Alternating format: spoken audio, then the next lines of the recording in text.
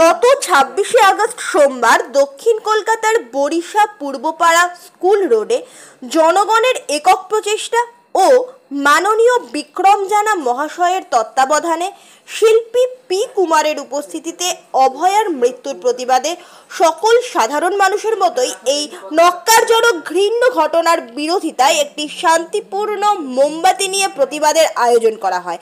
তাদের প্রত্যেকের মুখে একটাই কথা, এই জঘন্য অপরাধের শেষ হোক, পরিবর্তন হোক সিস্টেমের এবং দোষীরা এমন করা শাস্তি পাক যাতে অপরাধের ভিত নড়ে ওঠে। মনে হয় আমরা জাস্টিস চাই। আমরা চাই না কোনো বাড়ির মাদের মেয়েদের এইভাবে নির্মমভাবে মৃত্যু আমরা করতে চাই, আর যাতে না হয়। আমরা চাই এই যে জাস্টিসটা আমরা চাই, কারণ এই যে মেয়েটা যেভাবে নির্মমভাবে তাকে মারা হয়েছে, যেন দ্বিতীয়বার আর কেউ ভাবতে পারে না এই অপরাধগুলো কাজটা করতে। তা আমরা চাই এর শাস্তি হোক। We want justice. We want justice. We want justice. এটাই আমাদের দাবি। We want justice. We want justice. We want justice. We want justice. We want justice. We want justice. আমরা বিচার চাই। বিচার চাই, বিচার চাই। আমরা বিচার চাই। বিচার চাই, বিচার চাই। আমরা বিচার চাই। বিচার চাই, বিচার চাই।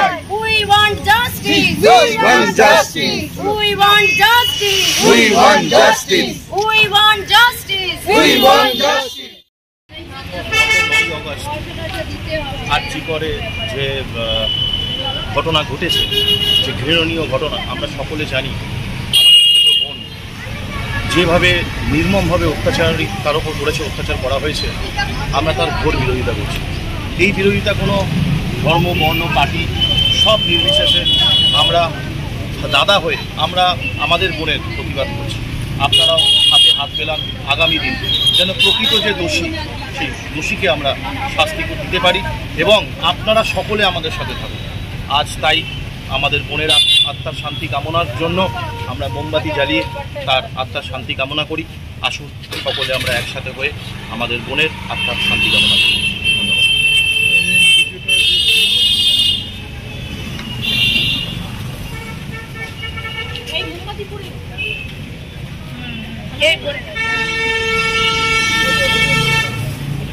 ব্যুরো রিপোর্ট, আপনারা দেখছেন সমাজ বার্তা, মানুষের সাথে, মানুষের পাশে।